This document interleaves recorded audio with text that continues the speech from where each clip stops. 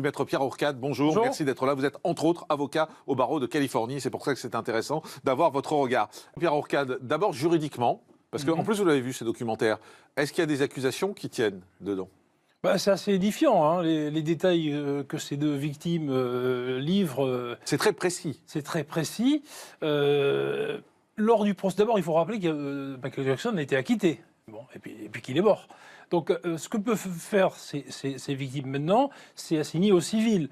Et on sait qu'en Californie, devant un jury populaire, on peut leur accorder des millions de dollars de dommages et intérêts. Parce que vous m'arrêtez si je me trompe, mais je crois qu'une des victimes qui témoigne avait témoigné en faveur de Michael Jackson en disant « il ne m'a jamais touché, il ne m'a jamais rien fait » lors de procès précédents. Ouais, exactement. Est-ce que ça prouve que ce documentaire ment? Non.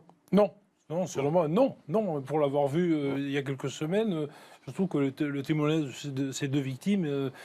Ça voudrait dire quoi selon vous? Ça veut plutôt dire qu'ils ont menti avant sur les premiers procès? Qu'ils n'ont pas osé, parce que c'est pas simple de le dire, qu'ils n'ont pas osé dire les choses? Ils étaient jeunes, impressionnés dans le cadre d'un procès, et puis quelques années plus tard, les mémoires sont revenues. C'est pour ça que des fois il y a des blocages en plus psychologiques. Exactement, et puis la revoilà sur le devant de la scène, et comme je le disais tout à l'heure, il est très vraisemblable qu'ils vont attaquer au civil la famille de Michael Jackson et demander des millions et des millions de dommages et intérêts. Les jurys populaires aux États-Unis accordent très facilement des sommes considérables. Pierre Ourcade, qu'est-ce que vous pensez des critiques qui sont données sur ce documentaire?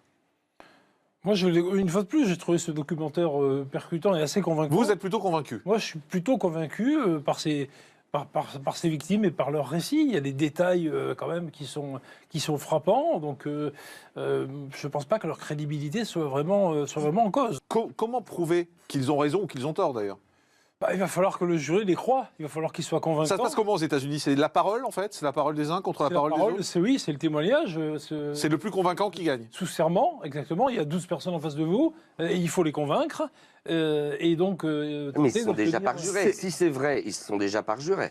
Oui, mais... Donc, ils ont déjà menti. Ce sera un nouveau procès, alors peut-être ça peut leur porter préjudice, mais s'il y a un nouveau procès civil, il va s'agir de convaincre ces 12 jurys populaires et sans doute de demander des millions et des millions.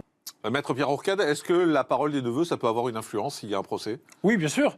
Et ce procès, comme toujours aux États-Unis, sera télévisé. Donc des millions d'Américains seront devant leur télé pour écouter les témoignages des différents protagonistes.